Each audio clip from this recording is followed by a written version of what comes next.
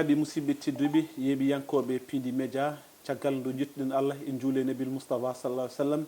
en calmini en jarni en ñaguima Allah subhanahu wa taala yo rokku en fartange kala ko mbawɗen yewtude e oɗo émission biyeteɗo makko min wawa tigui rigui nanede wawa famede kadi mbawen rokkude yimɓe ko paranno ko e oɗo émission battam lamijo mo ganduɗa ma wiyete ko makko min noon ummini ɗum ko yewtidde e bandiraɓe yewtidde e dawriyankoɓe yewtidde e kala mo ganduɗa hoorema aɗa waɗi commune ma e nder fittode ma aɗa waɗi commune ma e nder ɓerde ma aɗa daari gam ɓamtade commune ma aɗa yiiɗi commune ma yaara yeeso aɗa jogui caɗele walla aɗa sikki ono min de somi ari ɗo e makko min ma wod ko pirtanmi commune am ɗum noon bandiraɓe musidɓe tedduɓe ko ɗum waɗi makko min wawi tigui rigui darade no hannirta ni hande noon bandiraɓe musidɓe tedduɓe en garti gam filande on lefol gongol patugol e ma commune ngol ɗo lefol noon jadaten hen ke adjoint maire de la commune de Bokke Dialloɓi joni joni en mbatta so wona dokken mo konngol kanko adjoint maire de la commune de Bokke Dialloɓi non seulement mo salmindire bandiraɓe mais mo haalan en effectivement holi oɗo gorko mo joddiɗen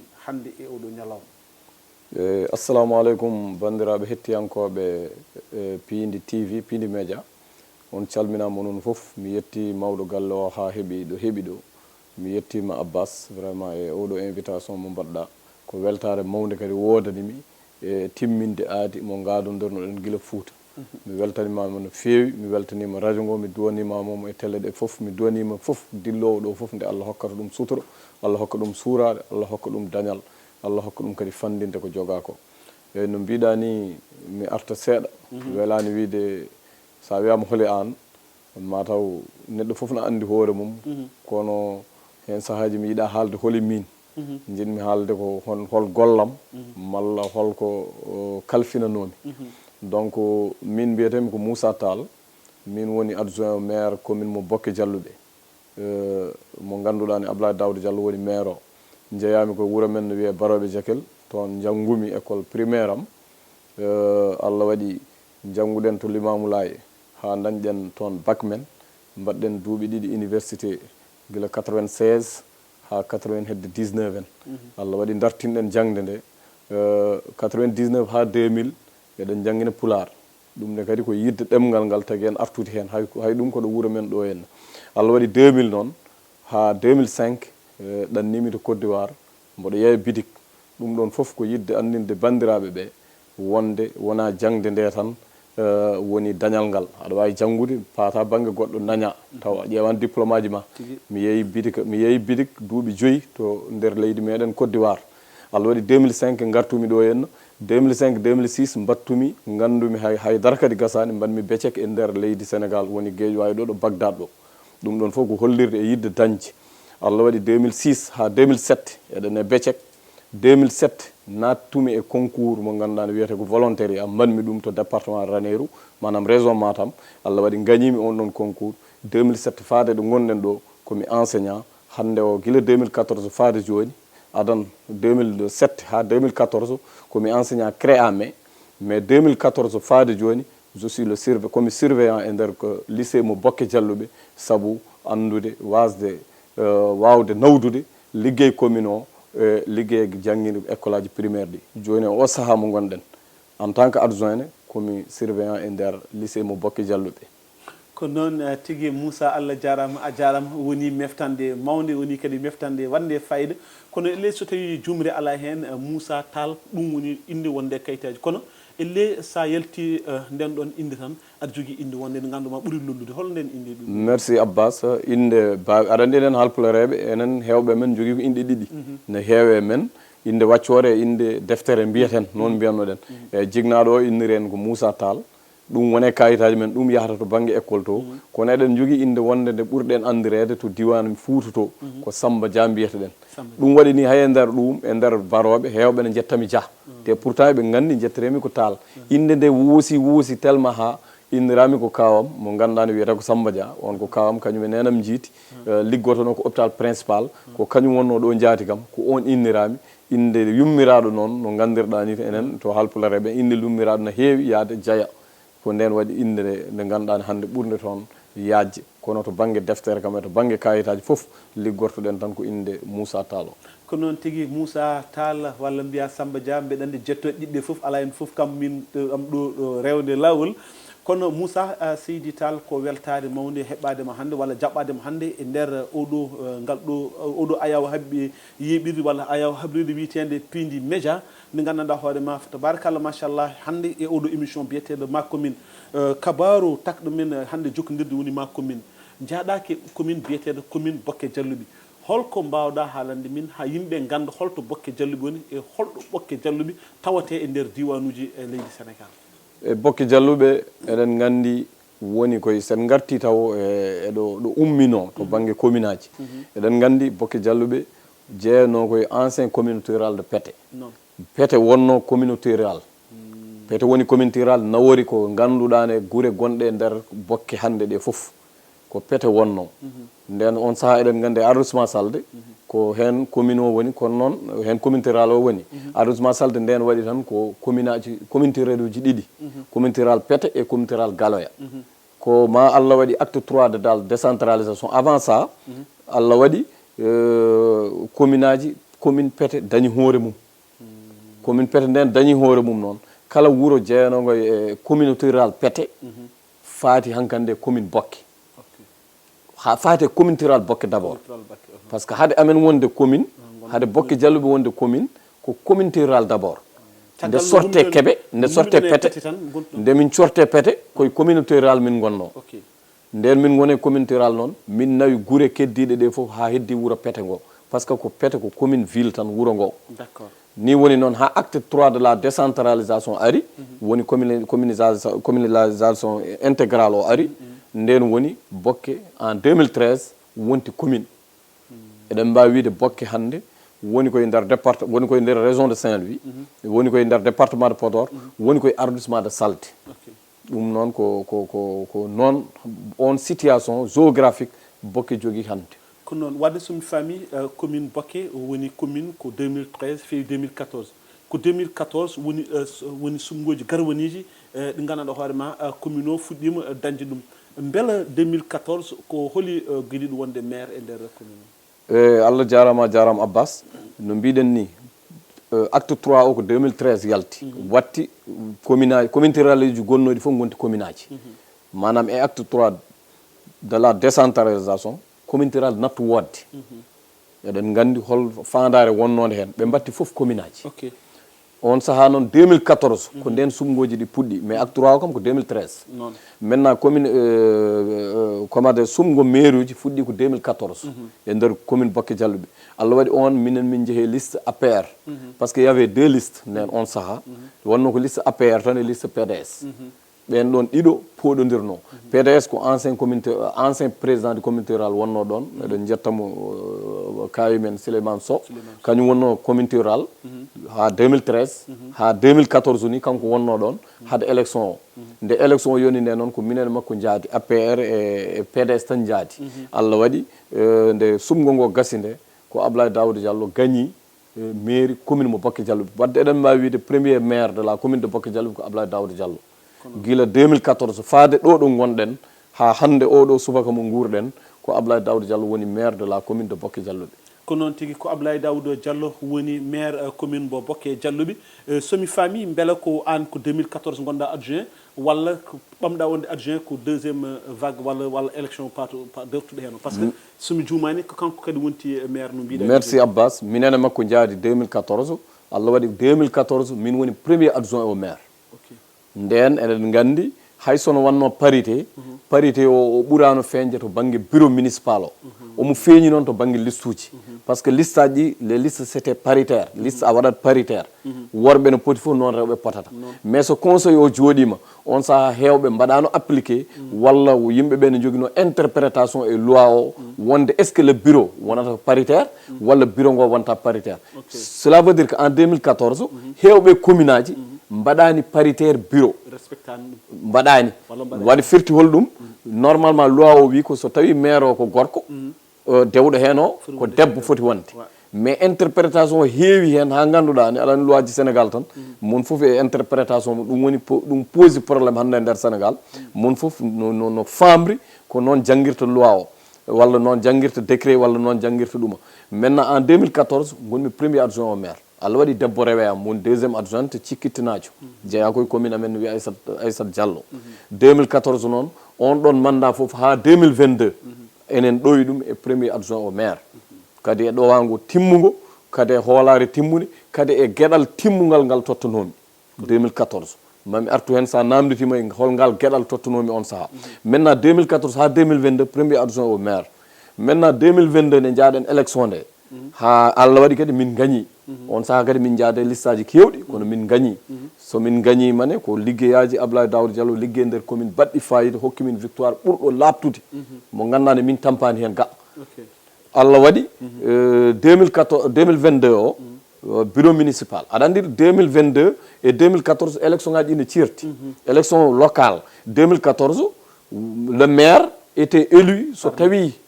tawi gasi ko conseil ji mbaɗa ɗum élire aɗa andi on ɗon élection enen fof en kawrino malla Sénégal fof walla yimɓe fof ne gandi on ɗon élection o wona o notaki ko population yiiɗi ko firti holɗum population suɓoto ko conseiller ji tan haɗa ɗon conseiller ji ne mbawi sodede woda mo jinggani wona maire taw wona yadade yiɗade ko yiɗade ɗum waɗi loi o changea nde changea nde wiya en 2022 maire est élu d'office guila yimɓe jaaha élection maire o yo ande te effectivement eɗen gandi guure leyɗele kewɗe ko ɗum mbaɗata par ce que ko ɗum ɓuuri yaadude hay gonkaji meɗen hande ɗum ɓuuri ɗum waɗi en 2014 non 2022 wiyata noon le maire était élu d'office guila yimɓe ne jaaha Abdoulaye Daouda Diallo woni candidat kañum wonata maire so gagnama Allah waɗi gagna nde gagna nde noon heddi ko hankkandi ko bureau municipal tan joƴƴinte wonano nden ni nden ko élection du maire et de son bureau nden ko élection du maire et du bureau mais joni e 2022 o ko élection du bureau tan wonata par ce que le maire kam dañama ha gasi donc on ɗon saaha noon haade yimɓeɓe nadde e on ɗon vote manam woodi ɗo sous-préfet ji kewɗi nandiri par ce que 2014 wonɗo wanno probléme aji ha cour suprême yanti hen ha woodi e maire uji change uɗe bureau ji mumen on ɗon ɗuma eɓe jogui nden ɗon ñawore eɓe joguino ɗum ɓe mbi joni noon alay saago parité o waɗe appliqué bien vrai que won commune aji mbaɗani appliqué ha hande affaire o nan leyli justice mais minen kam e Abdoulaye Daouda Diallo e anje haade on saaha ko minen goni au pouvoir e anje wiyede o waɗi jalgati e anje waɗede attaqué minen fof min kawri o noddi min o wi min aha enen noon en mbawa wasde en mbawa wonde laamu mbaɗen ko loi wiyani loi wi ko parité mbaɗen respecté parité o ni woni o wi hankkandi haade ko adan min jogui hen interprétation mo wona mo minen fof e min jogino hen interprétation par ce que loi bannoɗo parité o haysko le bureau on ɗon loi wino ko élection du maire et son bureau mais oɗo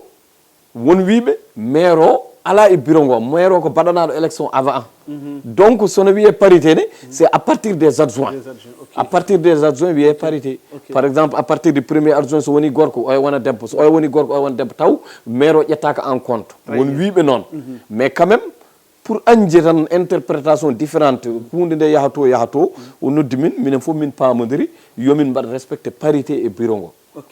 o wi noon o noddimi min kam personnellement o noddi kam o haalnimi o wi vraiment j'ai confiance en toi kadi ko loi o waɗi en tënk ko loi o waɗi en najj ko loi o mataw huufi en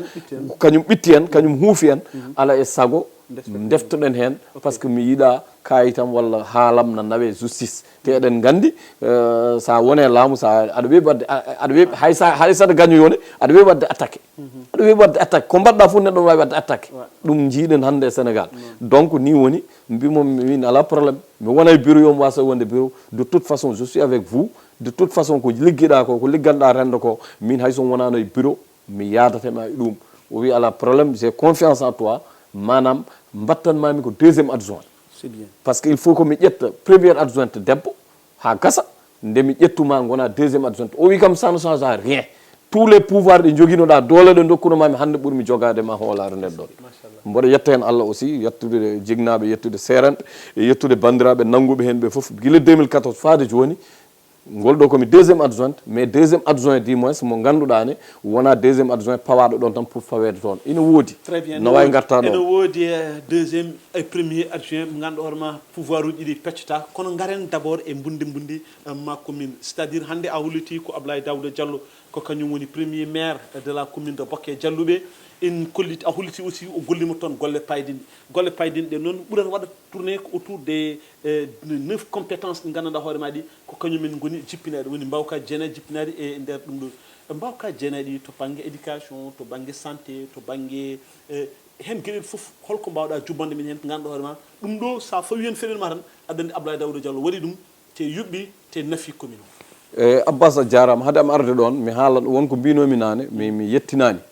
to banggue responsabilité mo hokkimi vraiment ko gonga neɗɗo sa wondemo minen min jeeya wondaɓe ha gasi ko inde tan wondede mais Abdoulaye Daouda nde o hokkimi premier adjoint ha deuxiéme adjoint ha hande confiance mo hokkino kam mboɗo yettira ɗum Allah min jogui signature 2014 faade joni la délégation générale de signature ko min jogui ha hande Abdoulaye meeɗani signude le maire Abdoulaye Daouda Diallo meeɗani le maire titulaire Abdoulaye Daouda Diallo signinani ko fate commune depuis 2014 faade 2000 mo gonɗen e o subaka mo gonɗen min ñagaki Allah kadi Allah bonna ɗum mi ñagaki Allah kadi gaño bonna ɗum kono guila nden faade hande ko min jogui la délégation générale mbimami kala investissement kala fonctionnement kala ko dillata e commune ko tampamam e innab dogata hen kono noon nde o tottimi nde mbimi Abdoulaye a totti mo ƴettata foof a totti dimo mo ƴettata foof min a hokkata kam fof mboɗo nawa foof a hokki kam signature certes ko min fawata hen cachet ji ko indam wonata hen c'est ma responsabilité kono noon kala ko mboɗa waɗa mam winde message walla mi nodduma téléphone mi wiya kayide ari ɗo beele mi fawata hen tampon ha gasa par ce que hoolare hakkude neɗɗo e neɗɗo pour timminde ɗum ha hande exactement ko min jogui on saaha en 2014 heewani e nder département de Podor commune nogas min ɓuuri nogas ɗiɗo emin keewi adjoint ɗi ne keewi mais commune aji nogas ɗiɗi ɗi mboɗo wawi wiide min ɓuurani hen ɗiɗo walla tato joguinoɓe délégation de signature te minne ko yettere Allah ko délégation mo ganduɗa ne wona min forci aɗa andi yimɓeɓe hande ne keewi forsude tottam ɗum sa tottam ɗum mi waɗa boycotté Allah nandi mi wiyani waɗam mi meeɗani wiidemo ɗum mboɗo yiɗi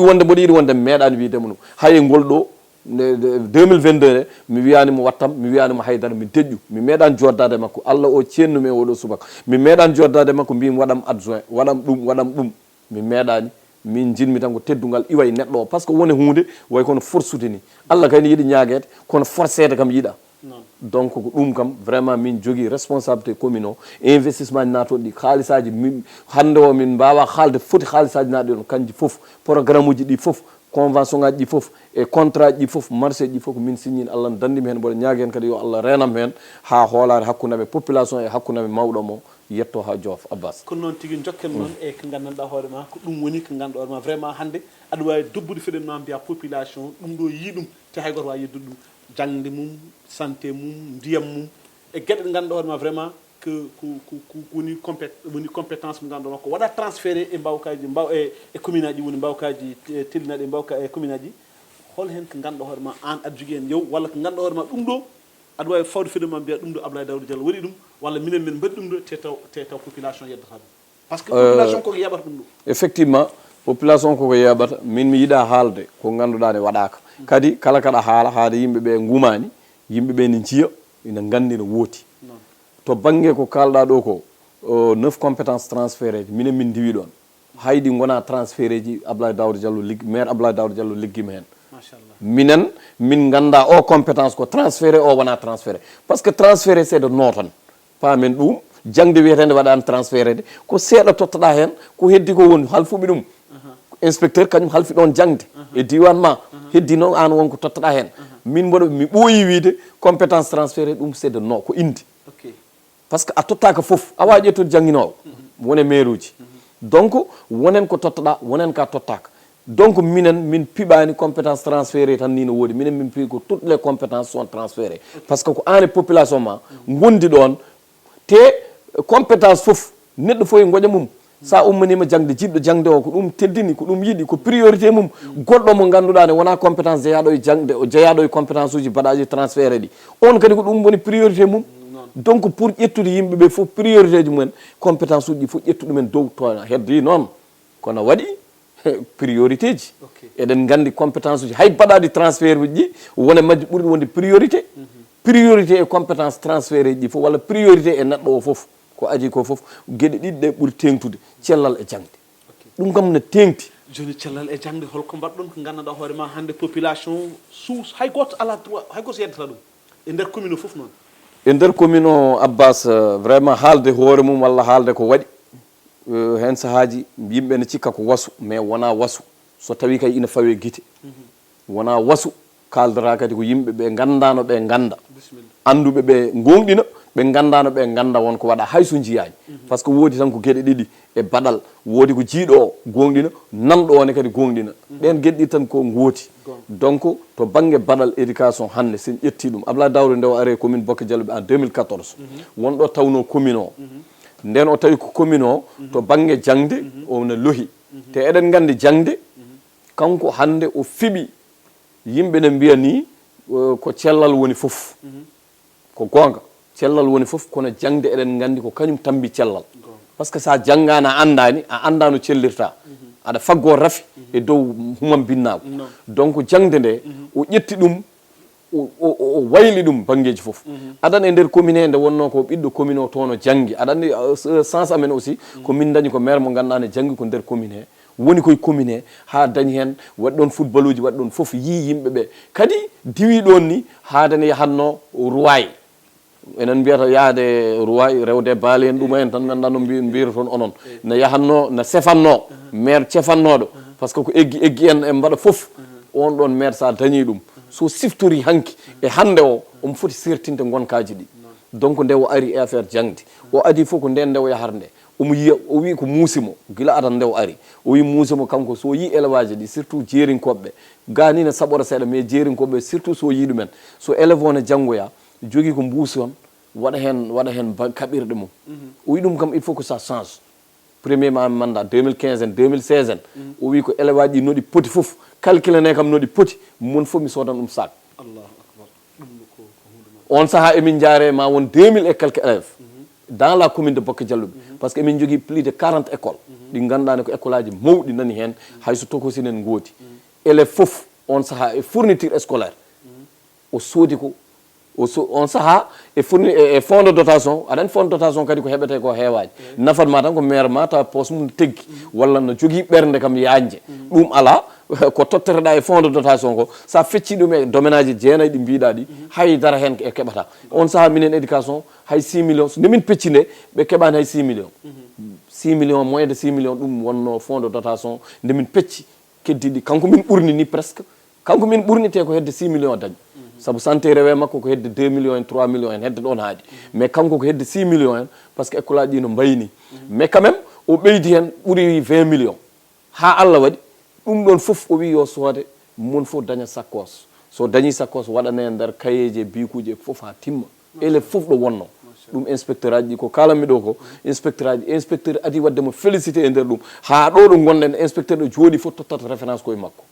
ɗum waɗi élève fof dañi fourniture timmuɗo ɗum ko gueɗal baɗal ngal gongal ko kala suuji heewi no abri provisoire uji ɗi ganduɗa ne minen komin jooɗi faade hande ko mi addani liste o mais min mbaɗi ko ɓuuri 40 classe mo ganduɗa ne wona état maahi aɗani état ne maaha bon état ne maaha mais minen emin maaha aɗa andi par ce que onon kon démembrement de l'état ko ɗum mbiyanmami aɗa andi compétence transféré so riwino lawol hay ko état mahata ko neldata haalisaji e commune aji mais état ne andi kadi hen sahaji commune aji sont des politiques hen sahaji so keeɓi on ɗon haalis ina mbawi nawde classe ɗo fotani yaade walla nawa classe ɗo militant ji mumen goni ɗum waɗi hen gueɗal ɓe tottuma gueɗal keddingal ngal ɓe balloroɓe mbaɗira ɗuma wonɗi ɓe mahata wonɗi min mahata mais minen tan personnellement minen tan commune o tan commune mahi ko ɓuuri hande somi limanno somi adduna liste o ɓuuri 40 classe mo gandani ko minen mahi ɗum koye fond de concours commune o tan ɓolo ɓuuri par ce que fond de concours nani hen ko ɓuuri hen hewde fond de concours amen min jahat koye aɗani fond de concours ko investissement ko laamu tottata min hen sahaji 40 50 millions en ɗum ɗon fof ko heewi hen min ƴetta kadi min mbaɗay école aji min dañi PNDL programme PNDL emin jogui partenaire uji ne wiye SNI solidarité nationale international ɓen goni ko France emin jogui partenaire uji goɗɗi sayeden e woɗɓe ɗum ɗon fof jiida e kanko poste makko kala ɗo min mbaɗi hunde manque o ƴetta poste makko o wiya men ma classe donc classe uji vraiment en mbawa ɗum men en mbawa wiide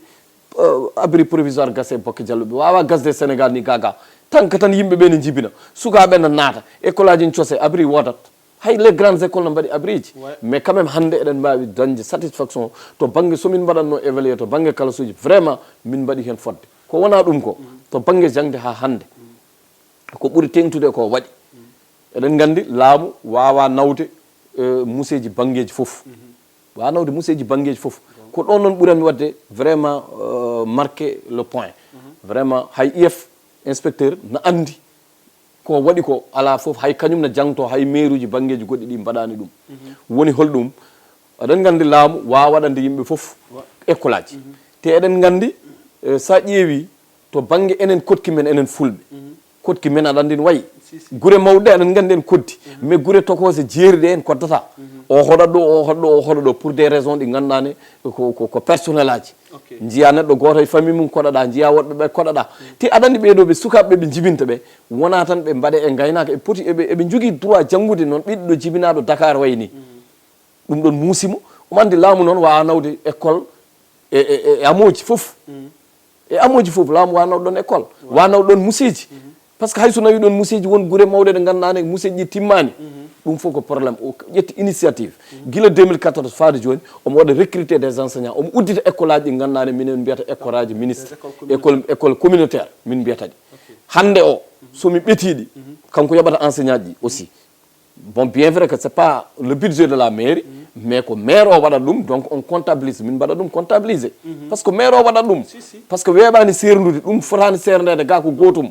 donc ko kanko ittata e poche makko omo yoɓa enseignant ji omo waɗana élève aji ɗi fourniture hande somi ƴeewi école aji officiel ɗimin jogui ɗi ganduɗane ko laamu addata museji ɗin ɗon goni koye commune amen ko hedde 42 sa ƴeewi noon école aji ɗi o ƴetti école aji ɗi o ƴetti kanko les écoles communautaires dans la commune de Bokke Jalluɓe ɗi o ƴetti omo yoɓa jangguinoɓe ɓe hande emin jaare 50 et quelque sa waɗi sa waɗi équilibre o ma taw école aji ɗi o ƴetti ɗi ɓuuri école aji laamu ɗi bien vrai que nan dans les écoles officiel aji ɗi enseignant ji ne keewa hen ko laamu yoɓa tan teddi ɗum fof mboɗa andi wona on différence jinmi wadde jin wadde ngo différence mathématique o école hande minen ɓuuri ko ƴetti ko ɓuuri ko laamu ƴetti ɓuuri ko laamu udditi e nder commune Bokke Jalluɓe pourtant ko 2014 faade joni tan o laami ko hojomaji men ɗi iɗi doga no fewi beela vraiment erɗen yawnude ɗum ɗo to banggue comme par exemple santé hande sa ko holko mbawɗa tan ɓerande en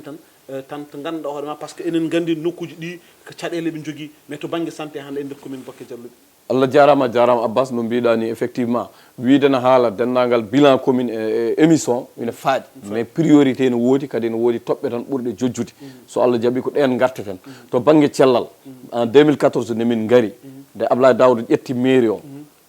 o yii ko mairie o to banggue cellal min wiyata ñande foof o tawi ko cellal ngal na rafa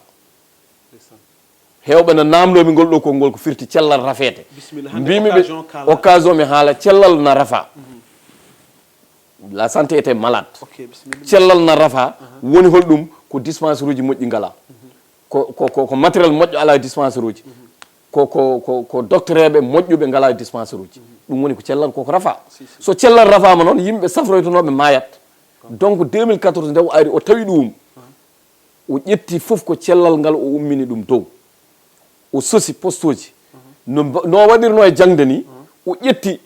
infirmier ji chef de poste kanko yoɓata ɗumen no comme no jangde wayni ko noon wanno kanko yoɓata infirmier ji o uddita kadi o maha o uddita poste de santé walla case de santé hay case uji nan toon kanko yoɓata infirmier ji omo wallodiri noon omo jokkodiri e médecin chef de district kono noon ko kanko ƴettata walla so on ƴettanimo ne kanko yoɓata ɓen noon gona fonctionnaire uji Allah waɗi ɓen fof kanko ƴetti ɗumen ina gone diwanuji kewɗi ɗum kadi Allah waɗi o régli ɗum e wallodiri médecin chef to banggue ndiyam est ce que réellement ndiyam wonko manqui e diwanuji par ce que des fois effectivement mais ara seeɗa tan to banggue santé ko jinmi haalden ko tan matériel médicaux ji no mbayno huuɗo ɗi gandano omo adda e nder santé o ko wona ɗum ko ambulance uji nde wonno Bokke Jalluɓe commune o no woɗɗi district de Pété ambulance uji kewɗi nde o jooɗi nde tan ɓuuri 5 naati commune o donc ɓuuri 5 tan naatɗi commune o ha hande omo continue wadde donc to banggue hydraulique no mbiɗa ni to banggue hydraulique Abbas ɗo ko domaine makko par ce que mi wima o waɗoyi roye o sefoyi o yi sefoɓe o wuuri ɗum omo andi no muusi hande o komin ko waɗi e 2014 faade joni ko forage uji baɗaɗi ɗon ɗi min ɓuuri 15 forage château ji plus de 15 forage château ko kalami ko ina laaɓi mboɗo jogui la liste guure ɗe d' ailleurs même hay Abou Diop mawɗo gonɗo e galle o hay Abou Diop gonɗo e galle o forage Nguy kanko waɗɗon forage kanko Abdoulaye Daouda Diallo waɗɗon forage hay so ballodiral makko e état o fooɗi fayi commune makko e programme PIDC te pourtant Nguy jooɗi koye maayo Nguy koye maayo tan woni kono noon o wi ɗumen ɗam ɗon ndiyam ko maɗam laɓɓine mi yiɗa ni ƴetton ɗam eɗam waɗa filtré eɗam laɓɓine jaron hen jinmi ko addande on forage nam ɗon sompa joni garen e ko bundi vraiment kabaruji nanteɗi ɗi toon to Fouta onon jogui waalo no min jogui est ce que ilam natani tonet ha bonni est ce que wonko mbaɗɗon toon won table mbaɗɗon toon walla won cikkuɗon son mbaɗi ɗum ene wawa naftude effectivement ɗum min ko ɓuuri hen hewde fuɗɗe am tawi mi ga en emin jogui waalo min e hooram jeeyami ko baroɓe jakel mi jeeya ko Bokki Jalluɓe jeeyami ko baroɓe jakel dans l'île Amorphile koye île Amorphile par ce que emin jogui toon guure joyyi walla wasatake Salde Diareguel baroɓe jakel min ko baroɓe jakel jeeyami e waalo maaji ɗiɗi ɗe goni hakku toon min goni effectivement to banggue waalo to vraiment minen kam ko yettere Allah nde wonno guure amen ko gonga ni won maayo ngo yeehi ha ɓadi bamule en ɗuma en hay Nguy récemment e rawane foof nde Nguy ɗeɓi yoolade ko kanko waɗi digue de ceinture ko kalami ko Abou Diop ko seede woɗɓe nanoɓe ɓene ma gon seedeji kanko waɗi ɗon digue de ceinture hay hikka nde o yeehi toon nde o waɗi ɗum pour digue de ceinture hade Nguy yoolade mais kam ɗe guure hakkude maje ɗe minen heureusement saɗi seeɗa ko bamuleji en ɗeɓa ɗuma mais quand même toon kam c'est maîtrisable hay probléme goto ala hay guese amen ɗo goni ɗo maayo ngo wani yetta ɗum seeɗa mumin dañi probléme ko hedde pete en par ce que won jeeyaɓe commune amen remoyoɓe e guese pete ɗe woɗos wiyete hedde Nguy guese ɗe goni woni commune amen Bokki Jalluɓe naɓe woɗɓe fof ndema ɗon won remnoɓe ɗon ilam ɗam no ardi ni naate guese ɗe hay ɗum hande senen hayma ngaalu commune Bokki Jalluɓe holto ɓuuri ummirade ko to banggue gaynaka to banggue remru walla to banggue commerce hande eɗen mbawi wiide bombe wona ɗum statisticien taw sakam ɓeta mais kam to banggue gueɗe ɗiɗi nan toon ɗen kam ɓuuri wonde hande doole to banggue gaynaka eɗen gandi commune Bokki Jalluɓe hande majorité parti o ɓuuri wonde gaynaka par ce que sa ƴetti hen ko guure tan waalo ɗe seeɗa hayɗen no gayna ni mais kam gona gaynaka ɗuma guure waalo ɗe seeɗa mais keddiɗe ɗe foof tugui tan Bokki Jalluɓe fayi ɗo haaɗa haaɗi te min ɓuuri presque min pandoyima 100 kilométre hedde raneru min kaɗoy c'est la commune la plus grande ɓurɗo mawnude ɓurɗo hewde aynaɓe e département de Podor ko commune mawɗo to banggue wertago ala ɗon presque momin poti wertago woɗɗude to banggue gaynaka eɗen gandi vraiment aynaɓe ha nan toon ha mbi tup jawdi hewdi ko toon yaltata eɗen gandi e finde mum ko heewi hay journée ji élevage baɗannoji en jii ko commune Bokki Jalluɓe addanno e apport mum mais souvent mbiɗa yiya yimɓe ene ndumtoy toon e Bokki Jalluɓe mari Bokki Jalluɓe ko toon huɗo fuɗɗo toon ne heddo toon ha yesso ko ɗum saboto yimɓe gummo diwanuji men comme par exemple commune Fanayene e gueɗe baɗ noon ina gara ha toon rumtude no mbimami ni aɗa andi saɗa yiiɗi fixude yimɓeɓe saɗa yiiɗi fixude yimɓeɓe mbasa wadde eggi en mbasa hoɗoyde banggueji goɗɗi mbasa yaade commune aji goɗɗi a waɗat force uji par ce que huuɗo sono woodi ni ndiyam so ala hay goto wonata ɗon mais o fixi population o par exemple Abdoulaye Daouda Diallo en tant que ministre en tant que poste uji ɗo ardiɗi foof ko ɗum rokkimo sembe wawde vraiment mabde foof tan o nayi ɗum Bokki Jalluɓe somi faami ko Abbas wona mabde foof saabu Abdoulaye Daouda liggima e Podor ne sen gartino toon mami haalane liggima banggueji goɗɗi ligganima aussi Sénégal wona omo maabi foof kono noon neɗɗo aussi sa ardima wona aɗa wujji aɗa feni nawɗa ko aɗa waɗi investissement naftowo jiyaɗo gandaɗo ɗum ne kadi wona mabde foof effectivement ne aussi mi ɓooyi wiide ɗum wona dañal woni wadde haalpulaar en no foti joguiɗen e dañɓe mais est ce que baɗal ko ɓernde aɗa yiyamo ala haydara malla joguiɗo seeɗa no waɗa ko ganduɗa ne joguiɓe mbaɗani ɗumen joni si c'était à reconduire comme par exemple élection aji paɗi est ce que mon mbattu toon Abdoulaye Daouda Diallo commune min ɓooyi wiide oɗo commune hay tottaɗo ɗum ko wona Abdoulaye Daouda Diallo wiyata komi yiiɗa sa totti goɗɗo mo wona Abdoulaye Daouda wiyata ko yiiɗa par ce que wawa par ce que ko Abdoulaye holli yimɓe ko waɗi ɗon investissement ji ko a wawa aɗa andi neɗɗo sa waɗama e hunde jiɗɗa ko ɓurdi mo tawɗa ɗon o jiɗɗa ko yimɓe ganda kam ɓeydima seeɗa wona ustima hande o neɗɗo o so tottama ɗon e balɗe ɗiɗi balɗe tati sa renta ko arat o wi on ndehe commune mon mi andi hen mi wawa ko noon tigui hojomaji men e les techniciens wiyen ndara hobde kono garen meftande tan e to banggue politique hande en ji Abdoulaye Daouda Diallo ko tête de liste mo ganduɗa hoorema élection législative départementale kanko woni tête de liste département de Podor e on ɗon coalition biyeteɗo wallu taxaw Sénégal hol erago beddoɗa e dendagal population ji surtout gam vraiment walliddemo e oɗo ndeɗo harene ganduɗa hoorema ene faya e ko yettere Allah aussi eɗen gandi le maire Abdoulaye Daouda Diallo ko neɗɗo mo gandani aadiyanke ko neɗɗo mo gandani joom fimde ko neɗɗo mo gandani kadi vraiment jamfotako eɗen gandi guila nden président Macky Sall 2009 ha faade ɗo gonɗen ɗo ko kanko wonde mum hayde wuli e présidentiel nde o wi komi tawtima e suɓa ngomu ngo haysa suɓaki mi tawtima eɗen gandi ko kanko waɗa tête de liste et aussi omo mérite tête de liste Podor par ce que Podor ko ɗon woni fawru APR ko ɗon woni fawru APR ha hande ɗum noon soɓe nangodiri e PDS ɓe mbi takku wallu kanko waɗama tête de liste te hewɓe hande responsable uji kuuli wonde tête de liste uji département natoy no mi halta comme mi halta hay goto mi halta somi ɗesi haalde ɗese famde mi ɗesa haalde ɗeson famde mi wiyata hay goto kono hewɓe hande dogui liste département wonade Podor tan banggueji goɗɗini natoyi e oye liste no weeɓi oye liste ko ɓeye tan ndenni to gañoɗa gona les premiers en no mbawi ƴettede jalta hen mais ɓuuri hulɓinade ko raw gaddo o woni tête de liste département Abdoulaye Daouda Diallo hande so wonano tête de liste département so natoyino e tête de liste national minen min gotantama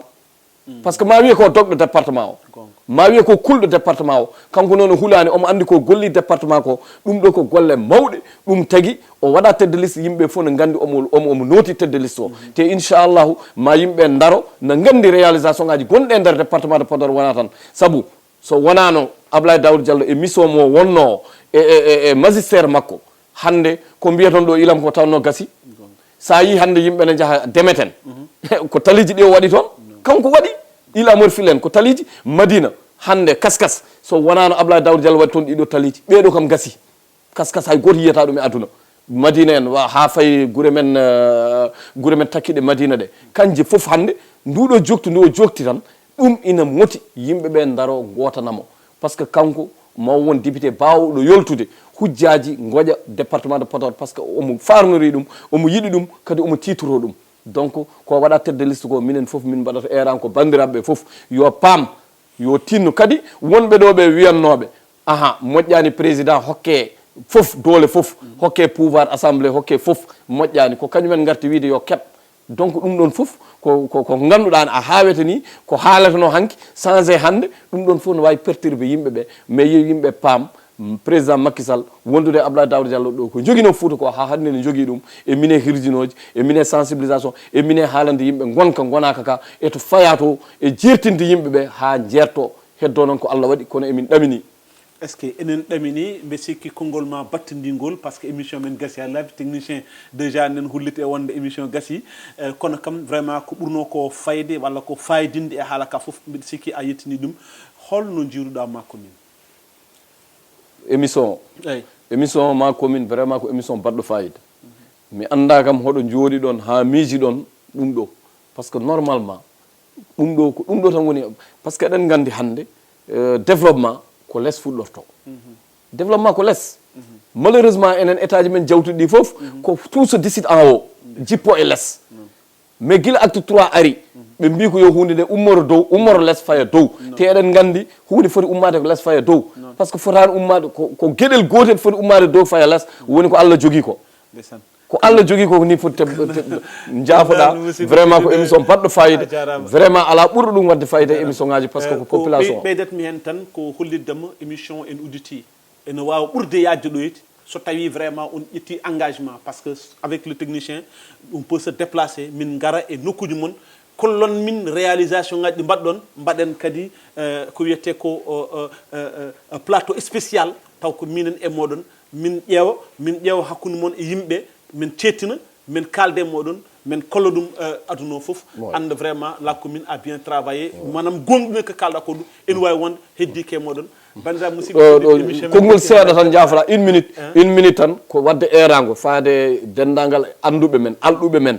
yoɓe mballu ngoɗo yoɓe mballu Piindi TV eɗen jogui alɗuɓe ha mbayno huuɗo anduɓe ha heewi ɗo ɓe mbaɗata haalisaji mabɓe ɗi yoɓe mballu on onon abbas en enon wonɓe ɗo ɓe fof ngoɗo ngal ɗo haalirgal ngal ɗo ngo ganduɗane ko enen jeeyi ɗum enen ɓamten ɗum ha towa mbasen ɓamtude ko jananinkoɓe anduɓe men e alluɓe men fof yo mbattu ɗo hakkillaji ɓe nangana on beele affaire nde ne yaara yesso te so yaari yesso kamɓe jaari yesso a jarama monsieur de tedduɗo ko adjoint au maire de la commune de Bokke Dialloɓe wiyete ko Moussa Tall ɓurɗo andirede Samba Dia so tawi jumri ala hen donc kanko wonno invité ma commune enen gandi hojomaji koko dotta kono so wonan ɗum ma en janni ha yesso kadi ko wona ko ɗum so Allah lamɗo jaaɓi mbiɗa sikki rek o nani no mbiruɗen ni so Allah lamɗo jaaɓi soɓi paari ma en gummo ɗo garen vraiment tawde toon to Bokke Dialloɓe ƴeewen golle ɗe ganduɗa Abdoulaye Daouda Diallo waɗi ɗum ko ganduɗa o haalni en so tawi ɗum ɗon laatima bandiraɓe kadi ganda